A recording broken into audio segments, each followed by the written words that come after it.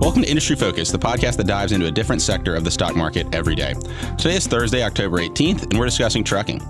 I'm your host, Nick Sciple, and today I'm joined in studio by Motley contributor Dan Kline. How you doing, Dan? Hey, Nick, how are you? I'm doing well, Dan. You just got back from the Bahamas. You've been jet setting all across the country and across the world. You're in the Bahamas over the weekend. You're up here in D.C. with us now.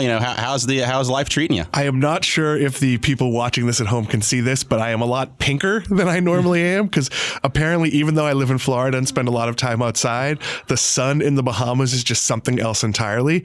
But I'll throw a little free commercial in for the Bahamas. If you get a chance to go, the water is bluer than anything I've ever seen. And it's just a lovely, albeit incredibly expensive place to go. Well, Bahamas Tourism Department, if you're listening, we could use a sponsorship. We're always welcome to donations. All right, Dan. So today we're talking about trucking, and the reason this is an interesting thing to talk about is it really touches every single business in the U.S. economy, because no matter what business you're in, you have to move goods from place to place, and it's going to affect you. Trucks are the most common mode of transportation used to import and export goods from the United States. And it's expected to grow at a rate of 4% per year between 2015 and 2045. So it's really a significant portion of our U.S. logistics, how things get from place to place. When you go to the store and buy something, more likely than not, that was brought to the store in a truck. But what's really significant in trucking today, Dan, what we're really here to talk about is that there's a massive trucking shortage, and that's been growing over time. Do you want to talk a little bit about the shortage and how we got there? Well, what's really interesting about it is trucking is a relatively good job. So average pay is somewhere in the 50s. You can make $100,000. It requires about 6 weeks of training. So there aren't very many jobs. You can take a 6-week class, cost you a few $1,000s, and you're immediately going to have a job that pays $50,000 or more.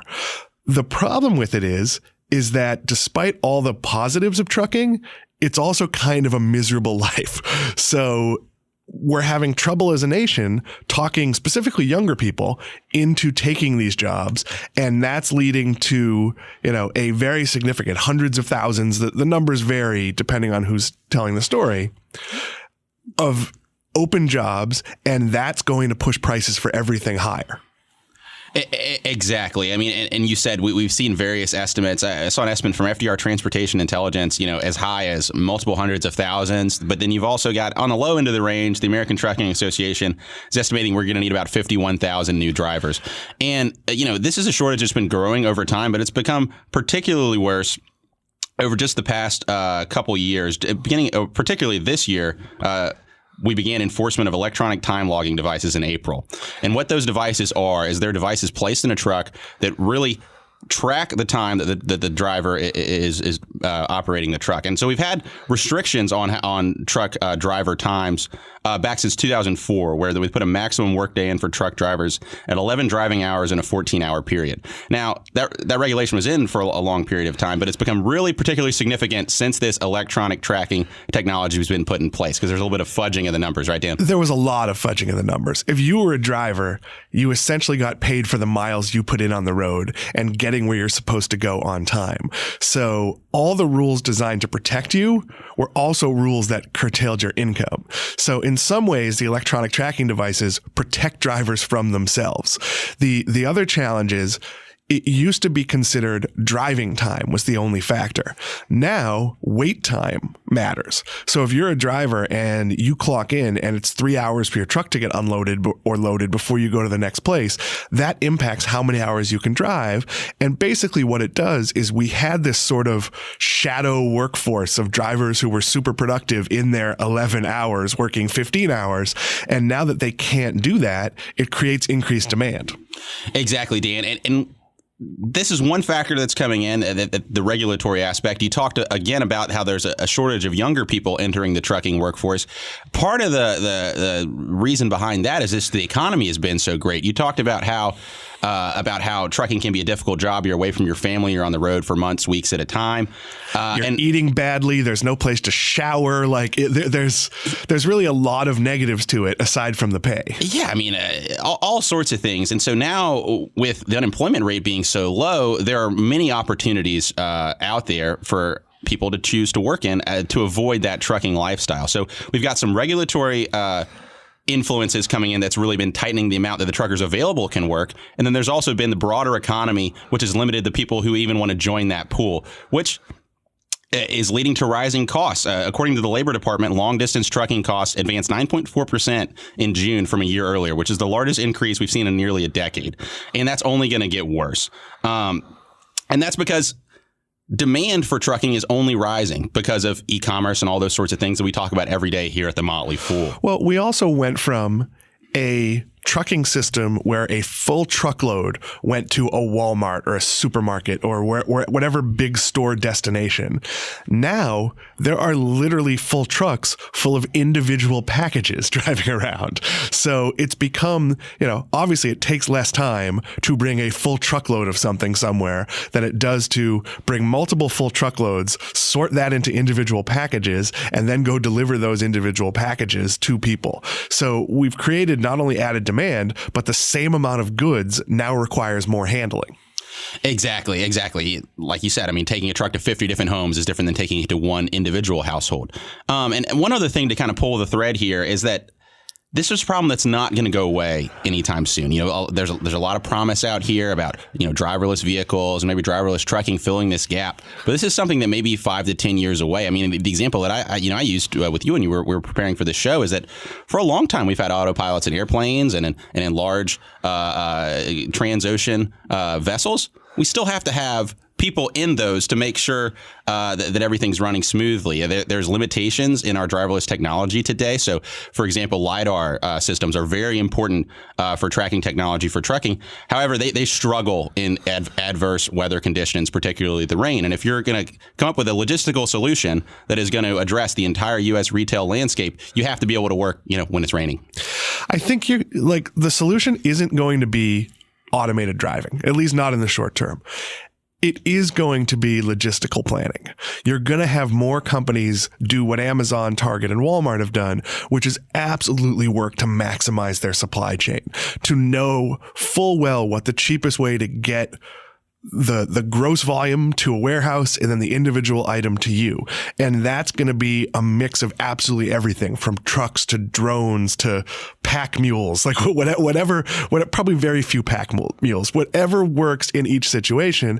And you're going to see sort of more third party solutions, like your FedEx and your UPS, but even on an in your warehouse basis that work sort of like cloud computing for smaller companies, because the days of like an inefficient postal service doing a lot of deliveries, that's not going to be supported by the workforce we have.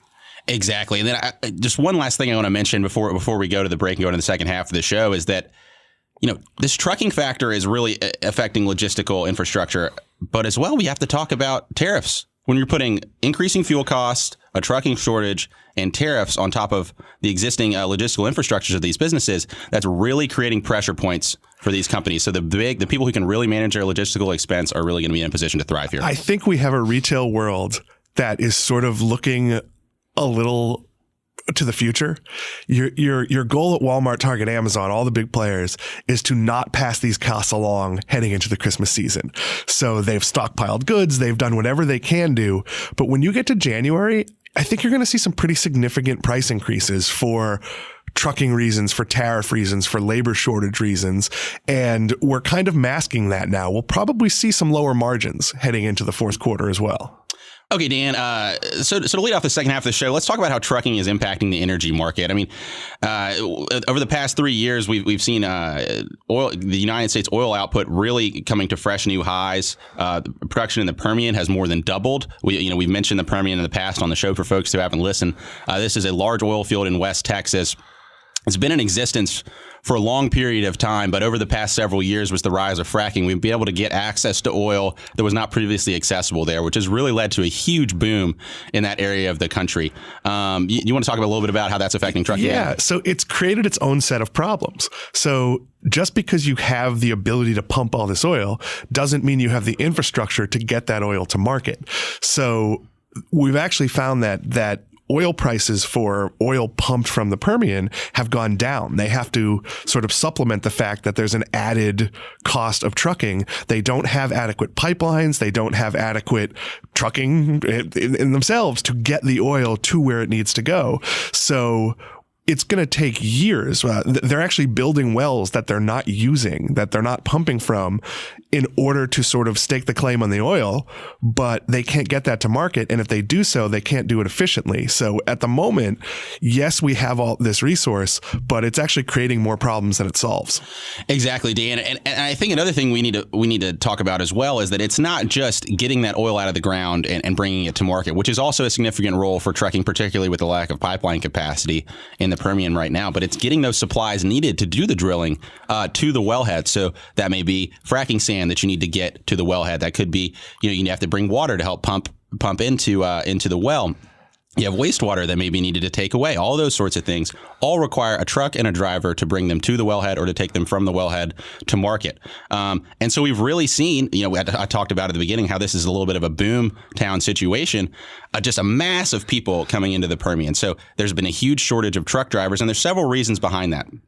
First off, US 285 is the large thoroughfare between Carlsbad, New Mexico, and Pecos, Texas, which is really the heart of the Permian. And over that period of time, from 2008, when fracking really started getting out of the ground, until last year, traffic on that road has gone up 10x. So you already have a shortage of drivers, but then in addition to that, you have the infrastructure that those drivers use to transport goods from place to place is really becoming strained. And that's not just in the Permian. This is a microcosm of this, but nationwide, where we've had infrastructure problems. We saw it in the last presidential election. It was a huge issue, and so that's a thing that's affecting the Permian. So you have this infrastructure problem. All right, how do you fix the problem? You invest in infrastructure. You build out the road. What does that do?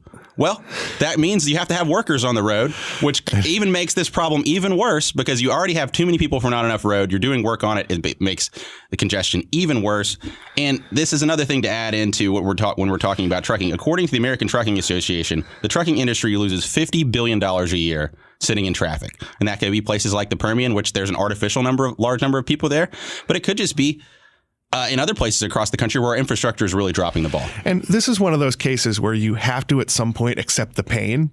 I think we've all lived someplace where they announce we're going to widen the highway. And you think, that's great. I drive to work. There'll be 4 lanes instead of 3. And what you don't think about is that for 2 years, there will be 2 lanes instead of 3 as they deal with this. That's what has to happen in the Permian. And whether they build a new highway, whether they build, rail capacity to get some of this stuff in, new pipelines, they're going to have to do this. And the problem is, when you're forecasting something like oil prices, you don't know if 3 years from now what the impact of electric vehicles will be. The demand for oil could be dramatically different. We saw a lot of this in the most recent Texas oil bust in the 80s, where people had built an economy based on oil at $80 a barrel or whatever the number was. And when it dropped to 30, people lost their entire businesses. Like things like sports teams collapsed in those areas because there simply wasn't the income there used to be. That could happen if you make the decision to spend billions on building new roads. Right, exactly. And so this is kind of just a microcosm for the limitations of infrastructure, as well as when you put strains on areas, how trucking and things that seem like a background industry really come to the fore and really limit the prospects for growth. Now, Dan, let's swing into retail, which is probably the place that our listeners are going to interact with trucking the most. As I said to lead off the show, I used to work at a grocery store. When I was in college, I worked at Publix down in Florida. You may be familiar with that. Yes, there's only about 300 of them within 2 miles of my house. Yeah, and every morning, we'd have that truck come in and we put those goods out on the shelf and people would come in and buy it. And that's happening in every retail store across the country, which is why this trucking shortage is going to affect retail shoppers. So I think the short version of what we're going to talk about here is just get ready to open your wallets. Trucking becomes a commodity. For a while, I worked in my family business, and we brought in container loads of steel scaffolding from China.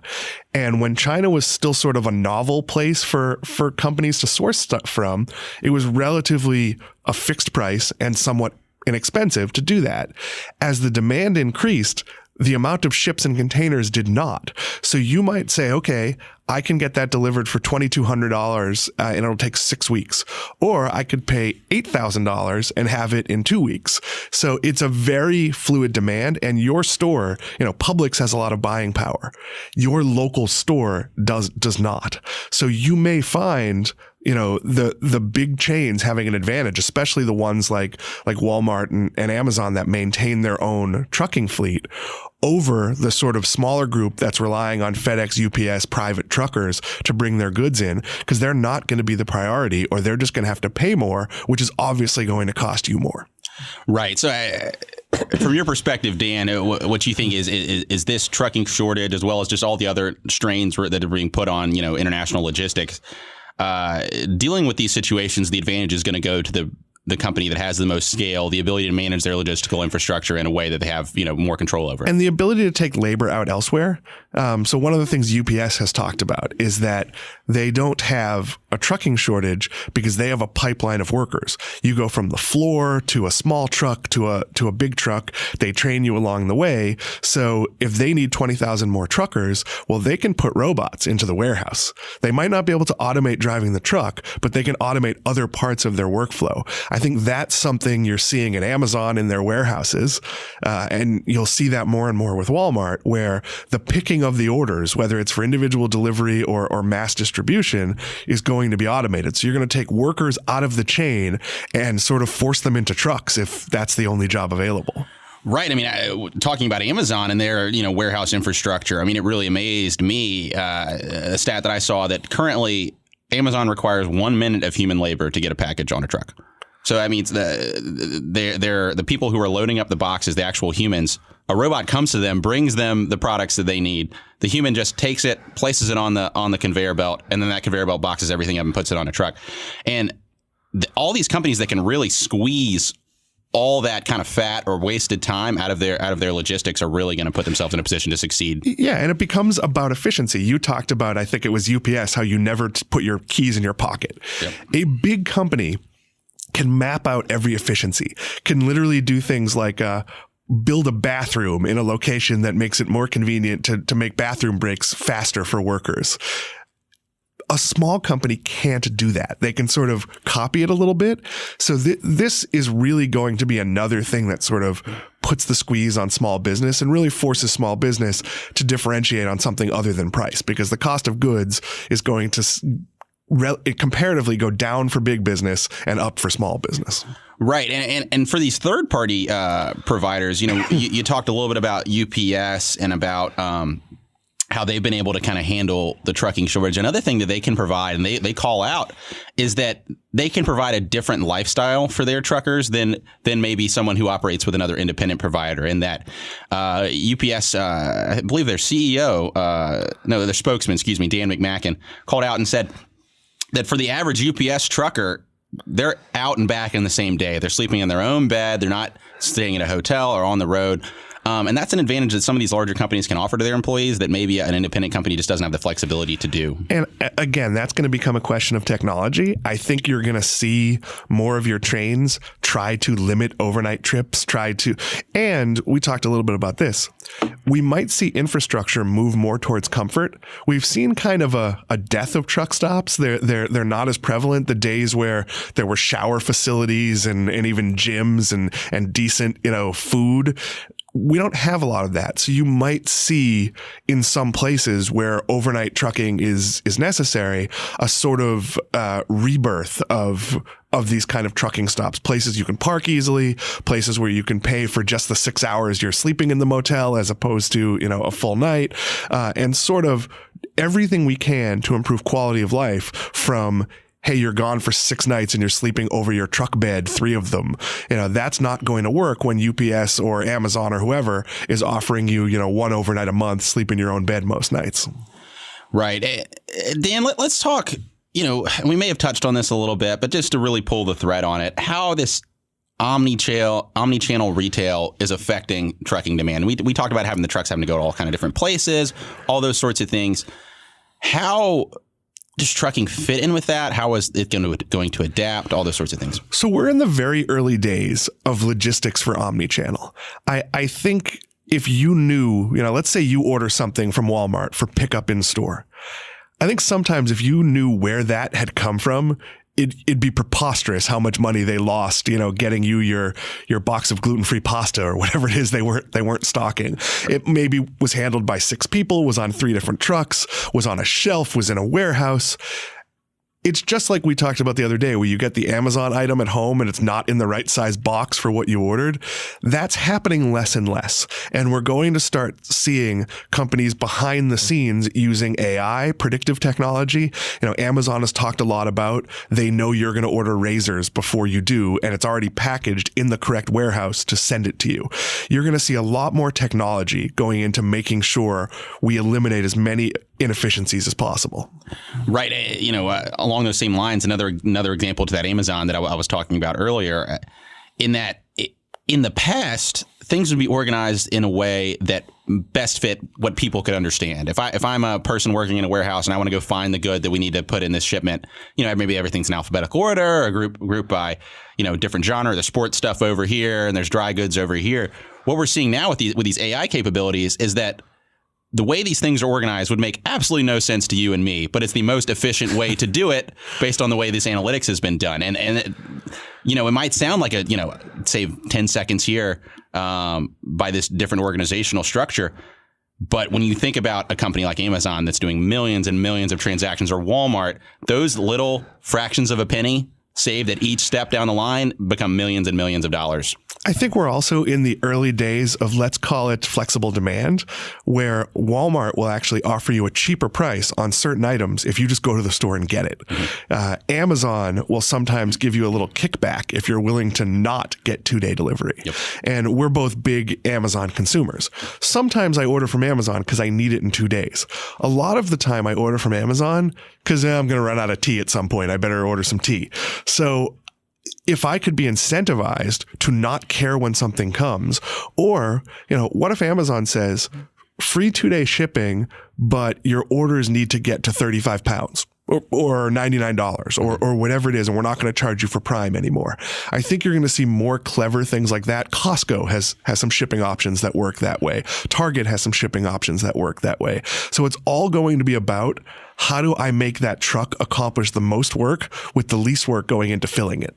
Exactly. And just kind of going away, Dan, I think trucking is a good example of this. The tariff show we did a couple of weeks is a good example of. I just want to encourage investors to not just think about, what's going on right in front of you. So like, walk into the Walmart store, here's all the goods. Think about how those goods got there. What are the steps that had to take place for this deliverable that you're getting as a consumer to come to you? And I think trucking's a good way to think about that. Tariffs are a good way to think about that.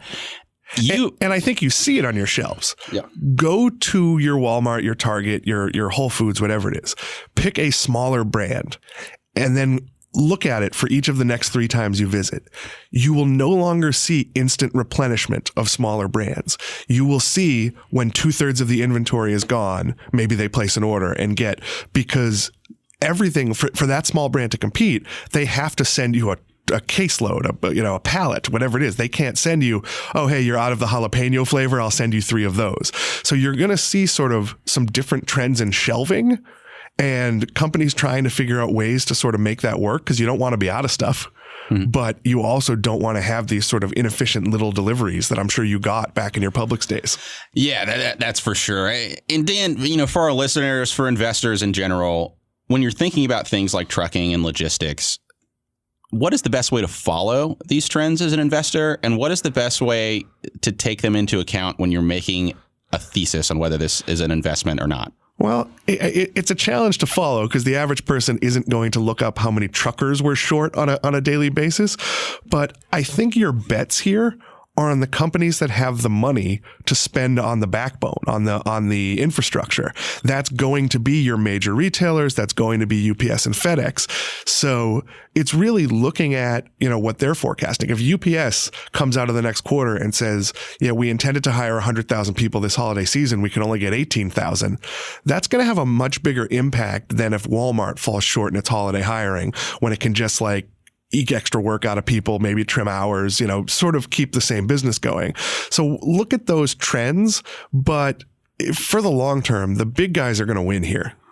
Yeah, I think it's another one of those where just economies of scale went out. On UPS, last thing, If any of our listeners are in need of work or looking out for work, UPS just announced yesterday, October 15th, that they're going to hire as many as 40,000 seasonal employees nationwide on a one-day hiring blitz. 170 job fairs going on October 19th across the country, where they're going to hire employees on the spot. So if any of our listeners are down on their luck looking for something, there's some opportunities there. As you mentioned, Dan, I mean, this is a job that pays pretty good money. I don't understand why you're sort of like 22-year-old. You have to be 21 to cross state lines, and why you're sort of 22-year-old who's working some bad job at a restaurant or a warehouse wouldn't want to take a job where you could be out on the open road, experience different things, meet different people. Seems like something I would do, other than the fact that I'm not a great driver and we'd all be dead. But yeah. Well, exactly, Dan. This trucking story and just logistics in general are going to be something that plays out over the next few months and years. I mean, it's something that's going to go on probably the rest of our lives. So maybe we can have you on later and discuss as this story continues to develop. I was going to say, I'll be back in a few weeks. We could talk about the pilot shortage. Exactly. Well, enjoyed having you on, Dan, and let's do it again sometime. Thank you. As always, people on the program may own companies discussed on the show, and the Motley Fool may have formal recommendations for or against the stocks mentioned. So don't buy or sell anything based solely on what you hear. Thanks to Dawson Morgan for his work behind the glass. For Dan Kline, I'm Nick Sciple. Thanks for listening, and Fool on. I like driving in my truck. He likes to drive in his truck. Auburn sucks. I like driving in my truck. He likes to drive in his truck. Auburn sucks.